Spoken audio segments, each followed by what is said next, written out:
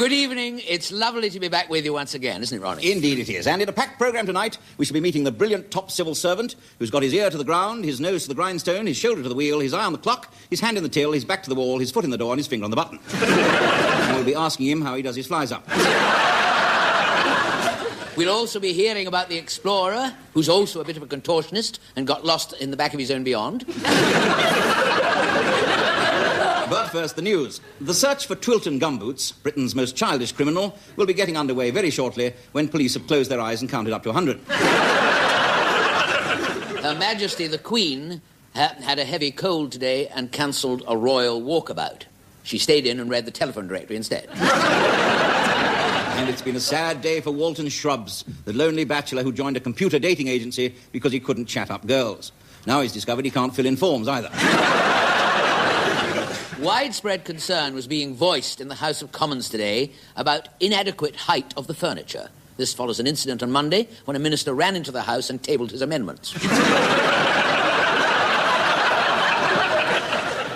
And at the exhibition of motorway art, which opened at the Hayward Gallery this morning, an oil painting of the Drive Slowly sign was so realistic that 59 people completely ignored it. Finally, fears that standards are dropping at the annual cattle show were confirmed today when the Best of Breed prize was won by a tin of oxtail soup. But now a sketch featuring Mr. Ronnie Corbett, whose wife tries not to bring out the beast in him because she's afraid of mice.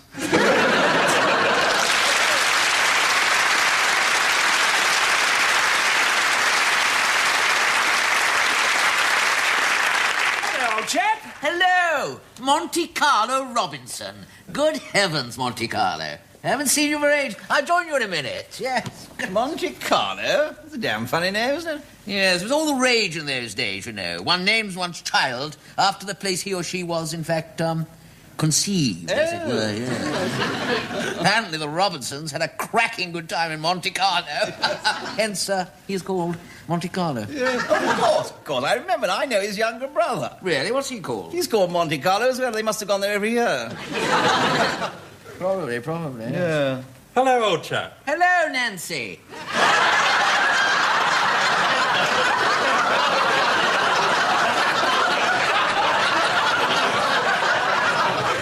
Nancy? He was actually conceived in Northsea, you see. The car broke down on the way to Monte Carlo. He's since been anglicised. Has he? I mean, and it's now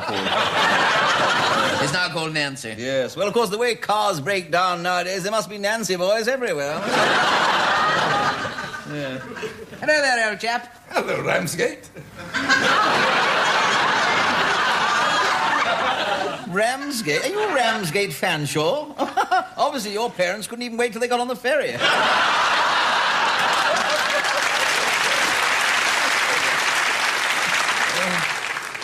Tell me, Henshaw, you're not named after the place you were, Oh, no, absolutely not. Certainly not. A letter, Mr. Fanshawe. Thank you, Romford. I say, this isn't for me. This is for you, Henshaw. What? Not Fanshawe. This is for you. What terrible writing. What is that Christian name there? Never mind that. Be patient, my dear. Park Bench.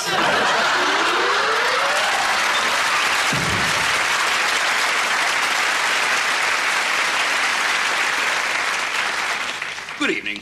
Equality. Now, the government white paper on the Equal Society was published today. Its main provisions are as follows. From April the 1st, 1981, everyone must be of equal height. This height will be 3 foot above the saloon bar for men and 2 foot under the hairdryer for women. Anyone found shorter than the equal height will be looked down upon. He will then be sent to a government height-inducing camp where he will stand in a barrel of manure until he's tall enough to step out without catching anything on the rusty nail at the top. Everything must also be of equal weight. This weight, everyone, I should say, must be of equal weight. This weight to be established as quite heavy for men and not quite so heavy for women.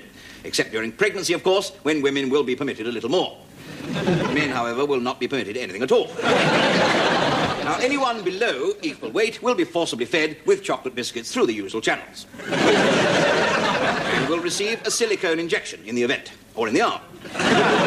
If a woman thinks silicone is silly, she can have cortisone instead. If a man has cortisone, he should be more careful with his...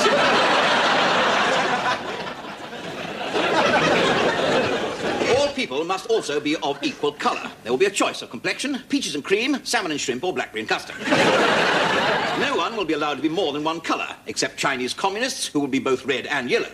Chinese communist honeymoon couples, who will be red, yellow and green, and Chinese communist honeymoon couples who didn't make out, who will be red, yellow, green and blue. Anyone found to be red, yellow, green, black and blue will be deemed to be a Chinese communist honeymoon couple who did make out. Now, I would like to show you a diagram. I would like to, but I can't, as Mrs. Whitehouse might complain. But I'll tell you about it. As from 1985, everyone will be of equal shape. Except, of course, that women will have 2 of these and 1 of those. And men will have 1 of these and 2 of those. If any man is found to have 2 of these, he will be declared a woman, whether he has 1 of those or not. Now, if a man has got 1 of these, but only 1 of those, he will get a pension. And if he's got 2 of those and 2 of those, he won't get a pension, but he will get attention. Believe you me, any man found with 3 of those will be ostracised. Which is bad news for pawnbrokers. Excuse me. Hello? Oh, hello, Mrs. Whitehouse. You what? You insist on the viewers seeing all these, and those?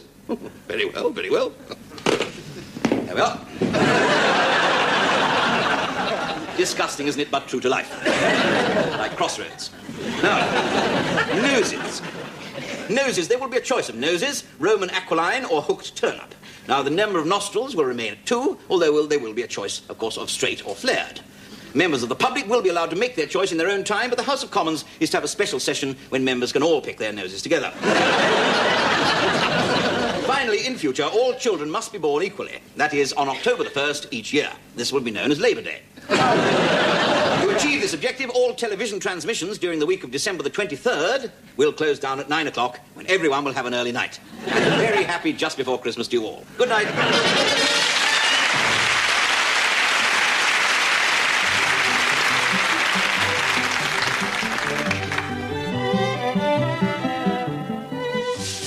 Dr. Wilson sent my child in to see one of them specialists. Oh, which one was that? You know, one of them sexiologists. What on earth do you want to send him there for? Well, it's a strange thing, but he says every time he sneezes, he fancies a bit of slap and tickle. Chases me all over the house. So what did the specialist say then? Well, he told him to stop. What, fancying you? No, taking snuff.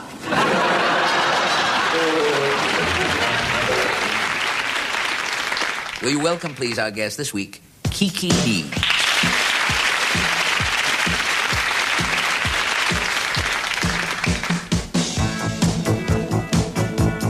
There he goes. He's up, he's gonna run it. 'Cause someone started something. Nigel, oh Nigel, left quick out the back door. 10 on the morning, fair boys. Nigel, oh Nigel. Yeah, it's Saturday night, boys. But he don't want to fight no one. Determined is Nigel to get on and do well. He'll laugh the longest, won't end up with nothing. 'Cause surviving is something he's learned to do well. Repetition is so strong, he'll never let you down. He's a midnight flyer, straight down the line. He'll look you in the eye anytime. He's a midnight flyer, all wanna be. He's better than the rest, more than you'll ever be. Nigel is running somewhere in the city.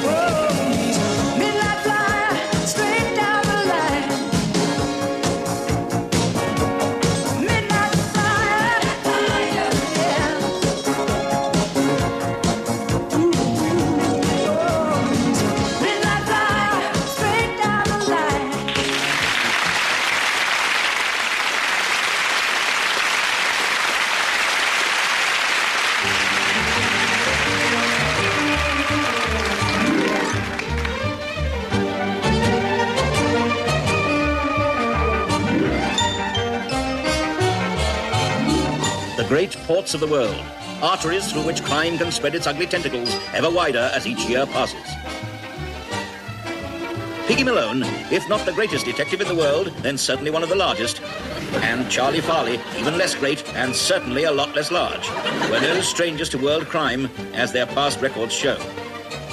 Piggy's expertise in the case of the Bombay Duck is still talked about in Indian takeaways the length and breadth of Hendon. And Charlie Farley dealt with the phantom of the French fan as only he could, from the inside. In Marseille, city of sin, neither of our two heroes managed to find any. Piggy, discovering the secret formula on the villainess's undergarments, came pretty close to it. But on a certain muggy April morning in northwest London, the fat detective's thoughts were on more mundane matters.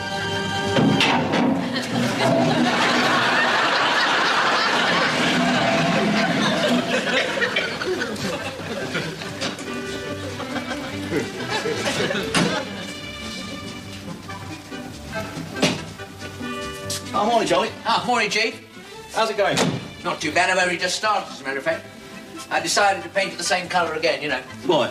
Well, I found this paint down the cellar, you know, left over from last year. I thought, well, I might as well, you know, if it runs out, won't notice as much, you know. Is that my apron you're wearing then? Yeah, the one you got for Christmas. You don't mind, you? No, it looks silly on me. Well, as a matter of fact, it looks a little bit silly.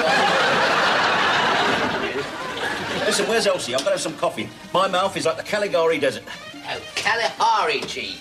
Caligari was that mad doctor who starred in the film, you know, The Cabinet of Dr. Caligari. But that box full of nasty, creepy, crawly things. Yeah, well, the inside of my mouth is like that.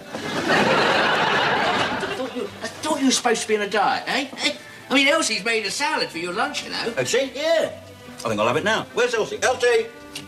Morning, Mr. Malone. Hello, love. No sugar in yours. Why not? I thought you was cutting down. Oh, no, not all the time. I only diet at mealtime, see? The downstairs door might be a case. Somebody go down and answer it. Will you carry on with the painting, Elsie? Yeah. Otherwise, you know, when it dries, these real nasty marks, you know. I'm going shopping in a minute for your salad. I've ordered some peppers. Do you like green ones? That's very nice. They're only red ones that haven't ripened. Did you know that? No, I didn't know that, no. Yeah, so my greengrocer says. Anyhow, he's going to hold on to them round the back for me. Don't blame him. Filthy old beggar outside. Says he's starving. So am I. Got any biscuits, Elsie? What about your diet? Nah, it's not for 2 hours yet. Come on. Look, listen, he hasn't eaten for 3 days. Look, I haven't got any money. It's not money that's bothering him. The reason he hasn't eaten for 3 days, he's broken his false teeth. He's what? He's broken his false teeth and wondering if we've got any super glue. Oh, yeah. He's sniffing that, I shouldn't wonder. He wants to be careful about that. If you accidentally sit down on that sort of stuff, that is grounds for divorce, you know. No, he's on the level, all right. Look, there you are. There they are there. Hey, see? Oh, dear. Yeah. How do we know there is? Well, he took them out of his mouth when I was standing there to polish them and they hanged. What else did he say? Well, after he'd taken his teeth out, I couldn't make out what he was on about. He's having you on. I'll tell you what we'll do. We'll get him up here, see if they fit him. That's a very good idea, Chip. Do you mind if I slip out this? And I was getting some very, very funny looks, you know, from the milkman. There, that'll have to do for now. That's made me behind. That's what? That's put me behind on me ledger.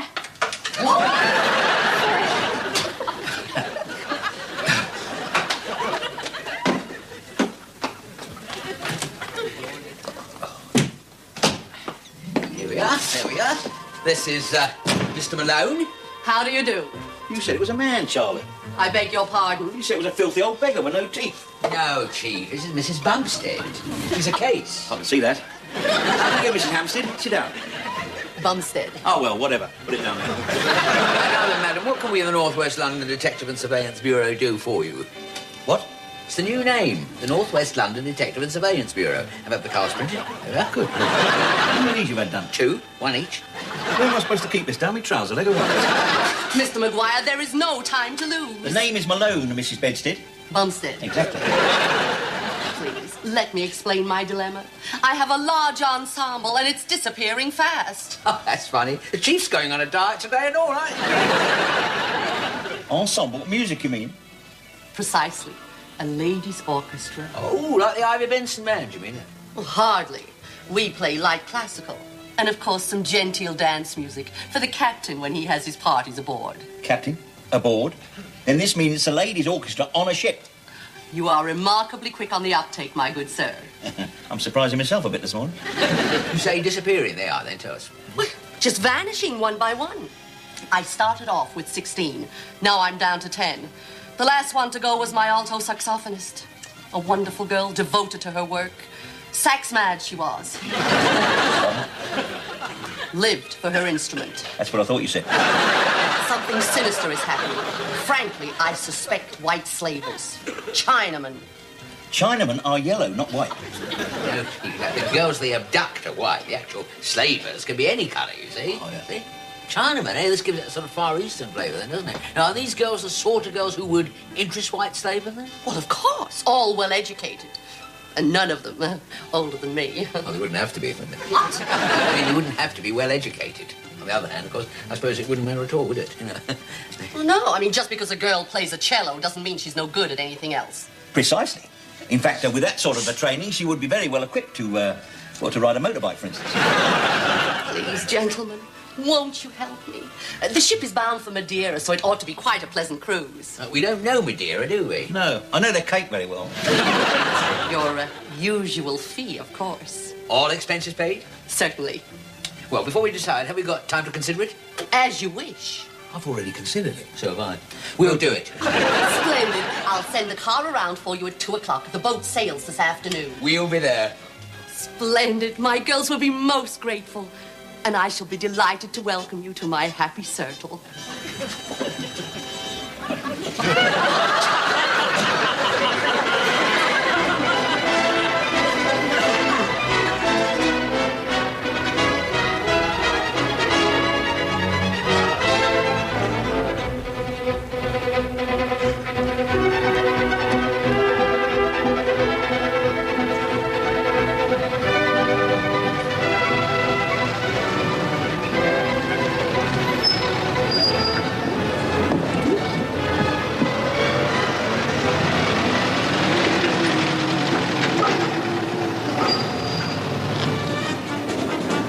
Right, let's go.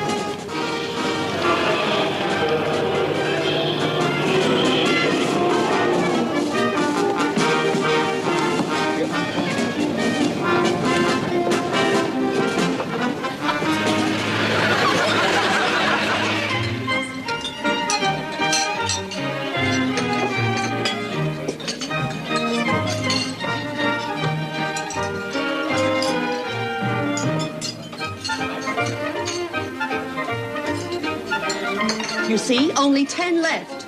My woodwind section is very much affected. 10? I can only see 9. Look, there's another one gone there. Great heavens, Julia's gone, the trombonist. That knocks me right back on my brass as well. The best slide trombonist around. Perhaps she just slid out to the loo. Nonsense. She wouldn't go to the lavatory in the middle of an English country garden. No, she's been kidnapped like the rest. By now, she's probably in the back room of some dockside cafe.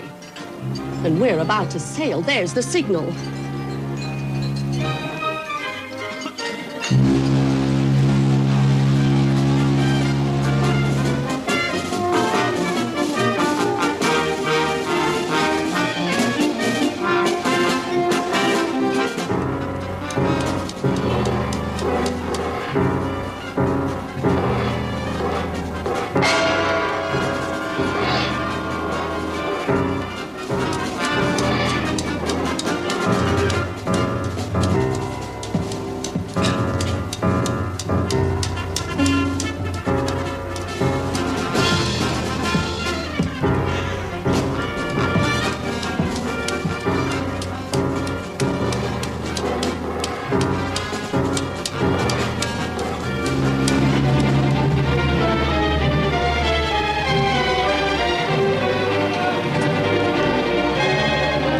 So the boat set sail, and with it our two befuddled heroes. What will befall them on their voyage? Who is the sinister blind man? And what has happened to Mrs. Bumstead's woodwind section? Don't miss next week's exciting episode of Band of Slaves.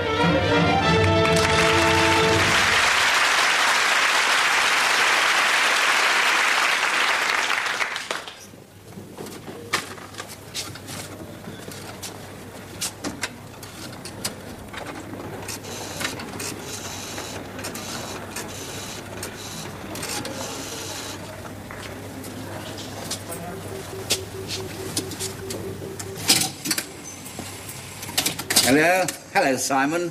Hello, Gerald here. Hello, Doris. Doris, it's me, Walter. How are you, old man? All right, thanks. Listen, Simon, I had to ring you up to find out how you got on with that fabulous new girl last night. Not too bad. There were one or two things I couldn't quite get hold of. Oh, yeah. Yes, I know the kind of girl, yeah. Where did you take her? Somewhere exotic? Sainsbury's. Bianca Jagger goes there, doesn't she? I think the best thing I can do, dear, is to go through the list with you. Yes, that's a good idea. So what was she like? I mean, what sort of girl? A French bread. Oh. Bloomers too large. What, kept slipping down, you mean? Oh, well, if you will go ice skating, you will keep slipping down, won't you? Yeah. And rolls for 20p. She doesn't. What did you say her name was? Hovis. I think I know her. Listen, isn't she pregnant at the moment, though?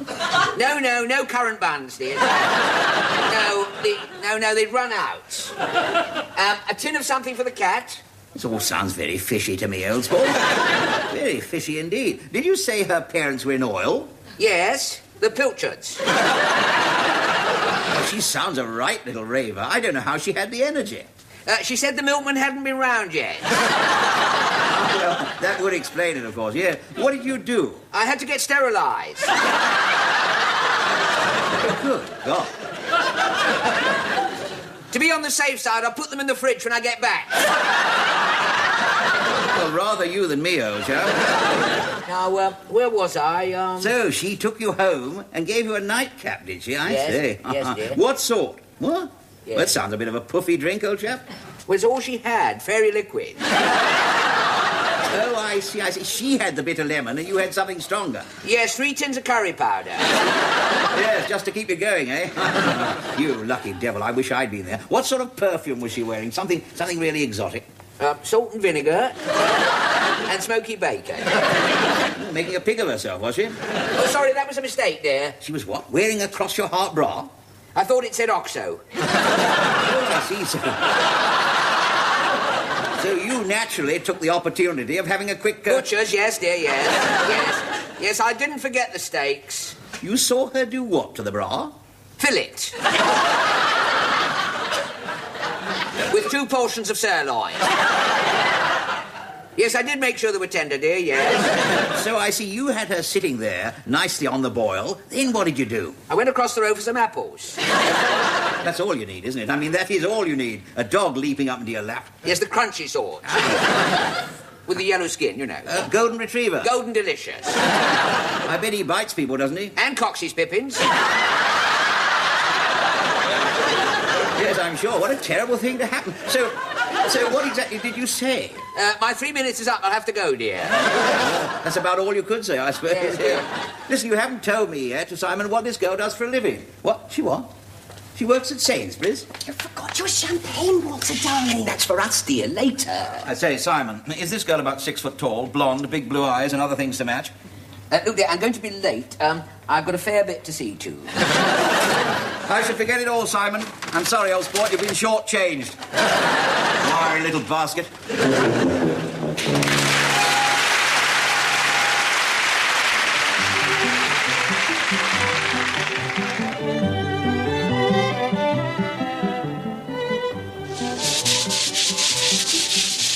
Do you know anything that prevents baldness? Only hair. You go balding, lad? No, me husband. It's all falling out. Where? All over? Yeah, all over the Shag Park carpet. Since when have you had Shag Park carpet? Ever since Harry's hair started falling off. You, Harry, always had nice wavy hair. Yeah, well, it's waving goodbye now. The trouble is, he's growing very bushy elsewhere. I can't get near him. It's ruining our love life. Well, since he's grown this beard, he kisses me through a straw.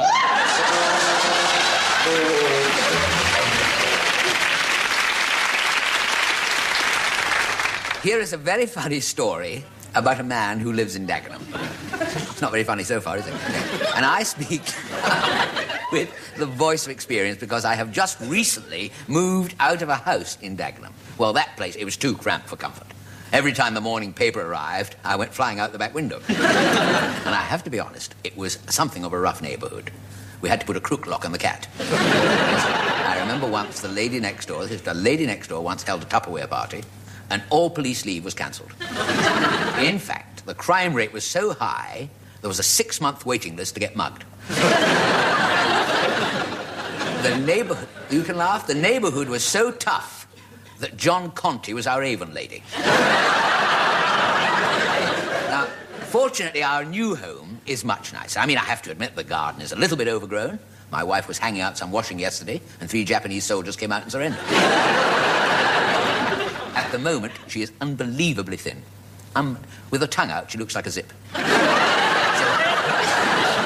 On Saturday, I decided to give her a hand with the housework, and that's where I made my big mistake. There I was in the kitchen, washing a few clothes out, and I fell into the tumble dryer. My 2 young children came in and thought they were watching Magic Roundabout. Luckily, I had my wits about me.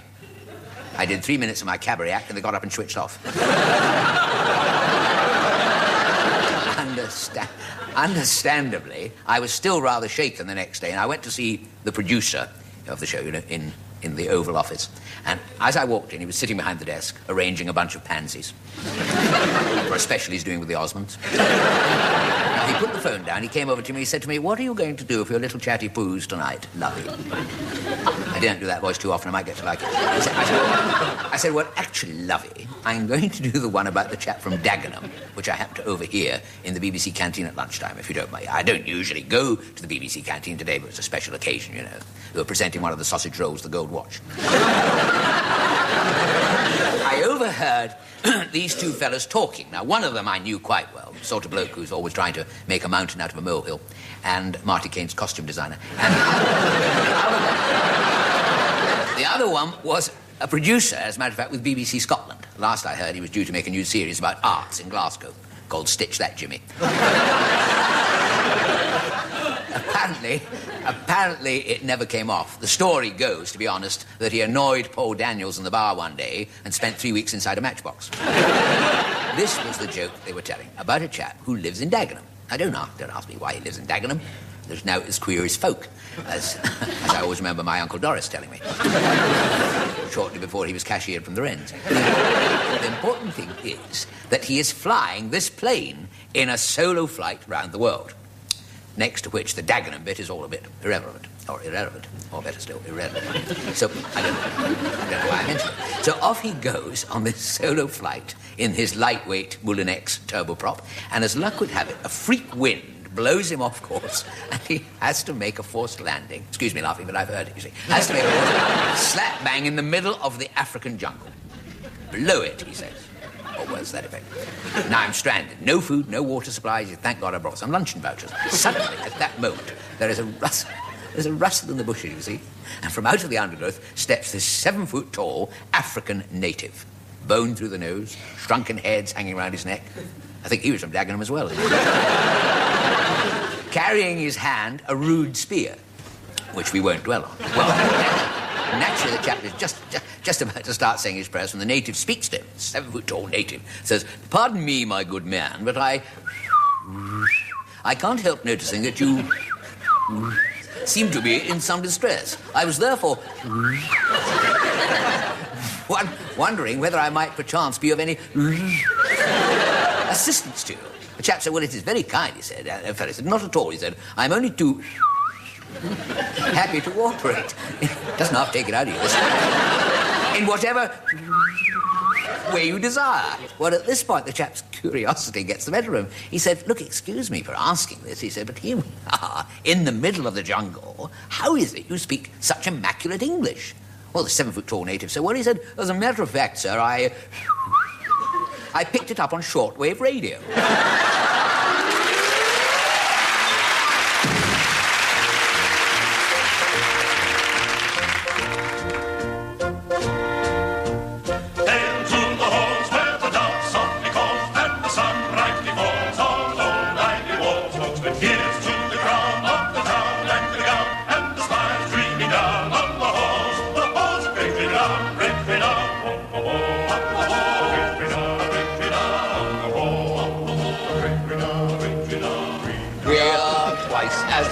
As all our chums, I take philosophy as it comes. I'm good at spelling and doing sums. I'm terribly bright and frequently tight on Saturday night. Well read In the Latin and Greek are we. I got a Master of Arts degree. I got a bun and a cup of tea. And now and again, a 10 out of 10 for filling his pen. I saw me tutor. What did he say? If you don't work for your BSc, you'll end up with BA. So now we're up at Oxford and working wonders there. I'm reading trigonometry. And I'm reading Rupert Bear. At breakfast time, the table's laid by Rosa, buxom serving maid, who's overlarge and underpaid and helps the students cram. Last Friday night, she lost her post. She burnt her boats on the breakfast toast, all because of a midnight raid and several undergrads who stayed for a go at her Oxford marmalade. And now she's in the jam. Last Wednesday night I saw the Dean cast off his gown of bombazine, and in the buff the daft old Queen went dancing down the high, and every passer-by could see his BTM and his PhD, and when I asked him where he'd been, he answered with the word obscene, which in the Greek I took to mean, go forth and multiply. Imperial, Oriel, Corpus and Arts, they knock off as soon as the bell goes. In Waterman people, there's masters of arts who don't know their arts from their elbows. St. Kitts is full of twits. There's lots of swats at Merton, but for top marks, giggles and laughs, give us a girlie from Durden.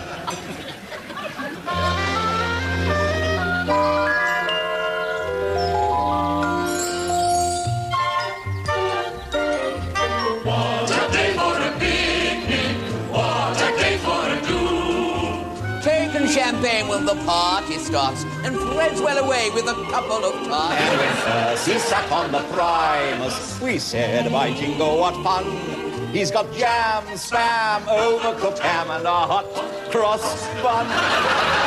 Serving up the jelly Nelly, custard all complete.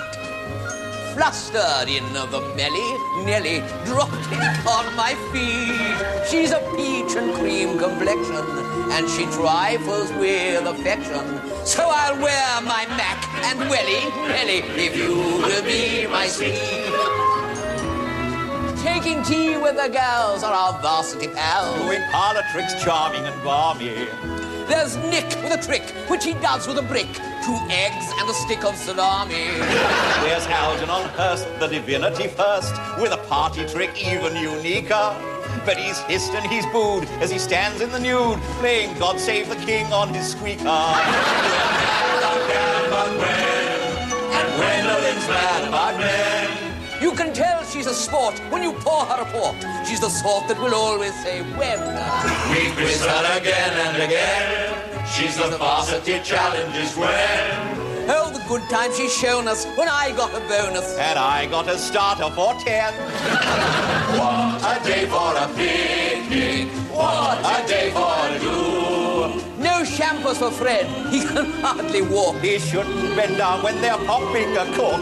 He staggered and sat on the cream cakes. We said, by jingo, how quaint. Now it's guess. Well, he's got an eclair, and he does feel faint. On the banks of the river each summer we see Picnickers, picnickers, picnickers. Observing the boat race with crumpets and tea. Picnickers, picnickers, picnickers. our homemade rosettes are of various blues. And our lady friends yell as their undies they lose. 'Twas the cruise to a man when invited to choose. Picnickers, picnickers, picnickers.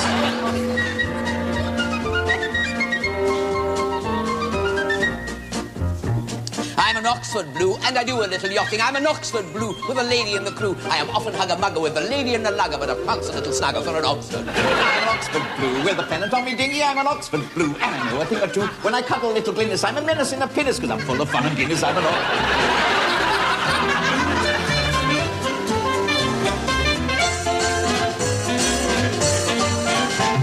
At Oxford, there's money for tea. At Oxford, we're tickled to be at Oxford. The summery days and the glimmer of the shimmery haze. Old Oxford, you fabulous town. Our Oxford, we'll never go down. Yes, Oxford, you're really the dream, and it's just like living in a dream. At good old Oxford, there's money for tea. At Oxford, we're tickled to be at Oxford. The summery days and the glimmer of the shimmery haze. Bring me on, bring me on. You fabulous town.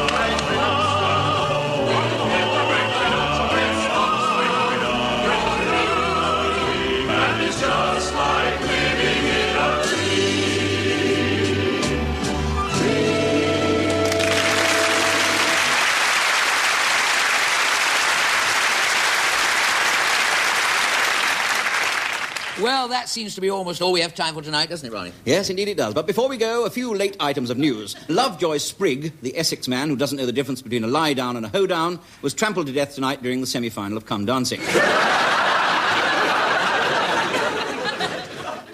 Honeymooning lorry driver Sid Throstleby and his bride were rescued tonight from their hotel bedroom. Apparently the bed jackknifed as he was attempting a three-point turn. Girling Pinnock, the trainee hermit from Hales Owen, this afternoon entered the third week of his training course for the solitary life. He's been standing on the terraces at Chelsea football ground. There was a fire at the main Inland Revenue Office in London today, but it was put out before any serious good was done. The attempt by Mr. Delmus Buckley to sail around the world in a bathtub ended in failure this morning. He'd only been at sea for 10 minutes when he had to get out and answer the phone. Next week, I shall be telling you about an exciting innovation in the gardening world. Harry Smutters of Hendon has crossed a red-hot poker with a forget-me-not and come up with a painful reminder. And in a packed programme, we shall be showing you the latest form of self-improvement. It involves a full-length mirror and a tin of varnish, so you can gloss over your shortcomings. Until then, it's good night from me. And it's good night from him. Good night. Good night.